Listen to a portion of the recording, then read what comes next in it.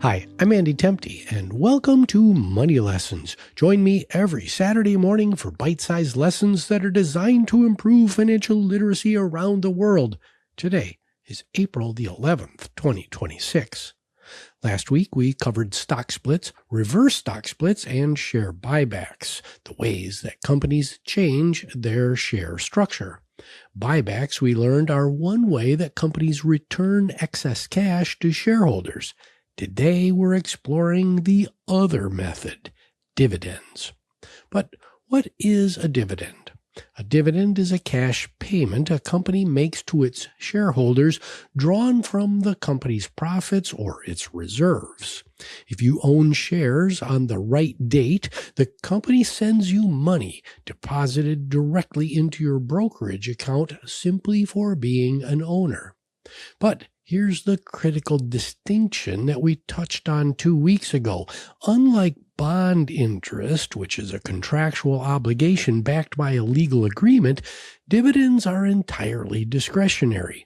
The company's board of directors decides whether to pay a dividend, how much to pay, and when to pay it. They can raise it, cut it, or eliminate it altogether. Dividend investors live with a different kind of relationship with the company than bondholders, one built on trust and the board's judgment rather than a strict legal contract. Now, the historical story of dividends begins with the Dutch East India Company. When we covered the Dutch East India Company back in our October 2025 episodes, we focused on its transferable shares and the birth of the secondary stock market. But there's a chapter that we didn't tell.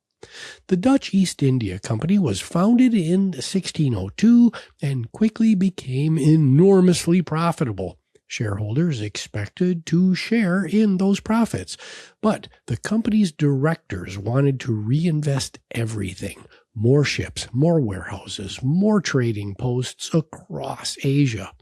For 8 years, the Dutch East India Company paid nothing to shareholders. And then finally, in 1610, under mounting pressure from frustrated investors, the Dutch East India Company paid its first dividend. Not in cash, but in mace, a spice the company had in abundance. Shareholders received mace valued at 75% of their original investment. Cash dividends didn't arrive until 1612. And then, over the next 2 centuries, the Dutch East India averaged roughly 18% in annual dividends, an extraordinary return by any measure. But those early years established a dynamic that every dividend investor still recognizes. Management wants to reinvest, and shareholders want returns, and the tension between those two priorities shapes corporate behavior. Now, how do dividends work? When a company decides to pay a dividend, the process follows 3 dates that every investor should understand. And let's walk through them with a simple example. First is the declaration date. Imagine a company announces on March the 1st that it will pay a dividend of $1 per share. That announcement is called the declaration date, the moment the board commits to the payment. Once declared, the dividend becomes a legal obligation. Second is the ex-dividend date, the date that matters most to you as an investor. It determines who gets paid. If you buy the stock before the ex-dividend date, you receive the dividend. If you buy on or after the ex-dividend date, you don't. The seller of the stock keeps it. In our example, let's say that the ex-dividend date is March the 14th. The company checks its books on this same day to confirm which shareholders are entitled to the payment. This is also called the record date. Now, third is the payment date. Let's say March the 28th in our example. And this is when cash hits your account. One historical note: if you come across older investing guides that list 4 key dates rather than 3, here's why.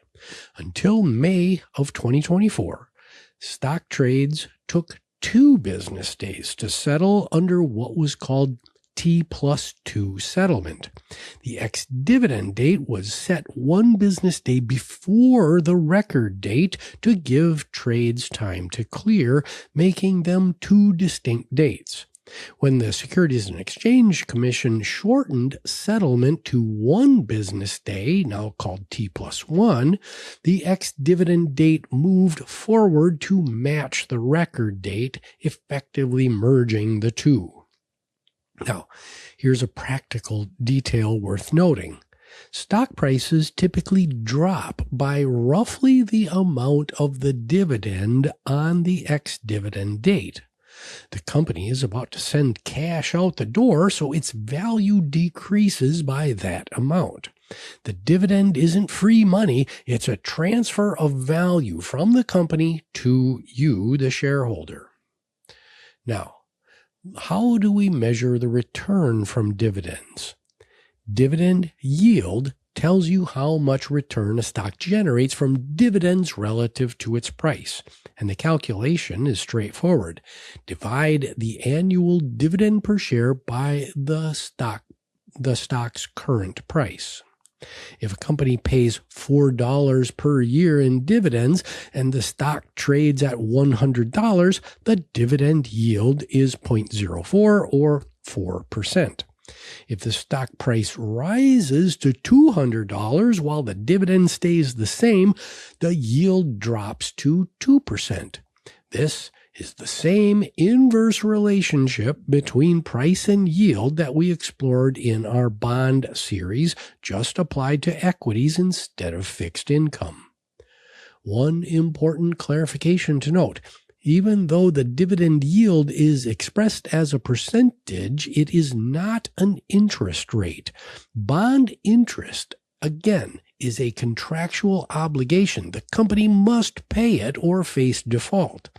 A dividend yield reflects what the company is choosing to pay right now, and it can change that at any time. A 4% dividend yield and a 4% bond yield may look similar on paper, but they carry very different levels of certainty. Now, why do some companies pay dividends and others don't? Well, not all companies choose to pay dividends, and the choice tells you something important about where a company is in its life cycle. Young, fast-growing companies typically reinvest every dollar back into the business, building new products, entering new markets, and hiring aggressively. Paying a dividend would mean pulling cash away from growth opportunities that management believes will generate higher returns over time. Apple is a perfect example. The company suspended its dividend back in 1995 and didn't resume paying one for 17 years until 2012, by which point it was generating more cash than it could productively reinvest. Alternatively, mature, established companies with predictable cash flows tend to be reliable dividend payers. Think of utilities, consumer staples companies, and large banks, businesses whose revenues are stable and whose rapid growth days are largely behind them. These companies attract investors who prioritize steady income over rapid price appreciation. This distinction matters for your portfolio. Dividend-paying stocks tend to be less volatile than high-growth stocks. They provide a regular income stream that can cushion losses during market downturns. That makes them a natural fit for investors with lower risk tolerance or those closer to retirement who need their investments to generate income. Growth stocks, on the other hand, offer the potential for larger price gains, but with greater uncertainty and volatility along the way. The mix of dividend-paying and growth-oriented stocks in your portfolio is one of the fundamental decisions you'll make as an investor, driven by your personal risk tolerance, your time horizon, and your need for current income. We explored risk tolerance back in our April 2025 episodes, and we'll return to this theme when we get to portfolio construction later in our financial education journey. So, what does this mean for you? Dividends are one of only two ways you make money from owning a stock. The other is price appreciation. Together, they contribute to your total return. For long stretches of market history, dividends have accounted for a significant portion of total returns, which is why ignoring them means overlooking a major piece of the investing picture. Next week, we'll dig deeper in how investors measure equity returns, including earnings per share, which we introduced briefly 2 weeks ago, and we'll explore the metrics that help you evaluate whether a stock is worth owning. Until next week, I wish you grace, dignity, and compassion. My name is Andy Temte, and this is Money Lessons. You can find the show on all the major streaming services as well as out on YouTube. Please like, subscribe, rate, and most importantly, share this public educational good with your friends, your family, your neighbor, and maybe a colleague.